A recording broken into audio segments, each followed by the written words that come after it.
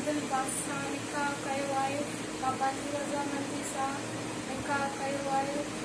अगरि मुंहिंजा घर वारा मुंहिंजे मथां केस था कनि उनखे रद्द कयो वञे ऐं मूंखे तहफ़्फ़ुज़ खपे। अस्सलाम वालेकुम नाज़रीन, आहियां ख्वाजा नसीमुद्दीन। अमी ॾिसी रहिया आहियो Sindh web TV news HD। ख़बरुनि जो सिलसिलो जारी आहे। ब्रेकिंग न्यूज़ शामिल कंदासीं। पीर जो ॻोठ खां असांजे रिपोर्टर मोहम्मद राशिद मंगीअ जी। अहमदपुर शहर जी रहवासिण 18 सालनि जी नारी अदीला ख़ातून धीअ अली हसन लाखो पंहिंजे सॻे सौट गुडूअ जे रहवासी नौजवान अब्दुल बासित पुट अलीगोर लाखो सां खीरपुर जी अदालत में पसंदि जो परिणो करे छॾियो आहे।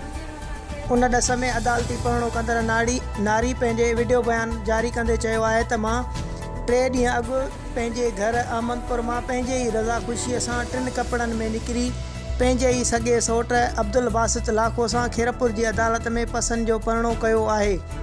जंहिंखां पोइ मुंहिंजो पीउ अली हसन लाखो ऐं ॿिया वारिस मुंहिंजे मुड़ुस ऐं मुंहिंजे जान जा वेरी बणिजी विया आहिनि, जेकी मूंखे वापसि कराइण लाइ मुंहिंजे मुड़ुस खे मोतमार धमकियूं ॾेई कूड़नि केसनि में बेगुनाह फासाइण लाइ कोशिशूं करे रहिया आहिनि। जॾहिं त मां पंहिंजे मुड़ुस सां गॾु ज़िंदगी गुज़ारणु चाहियां थी, उन मौक़े ते नौजवान नारीअ DIG सखर SSP खीरपुर खां मुतालबो कयो आहे त जोड़े खे तहफ़्फ़ुज़ फ़राहम कयो वञे।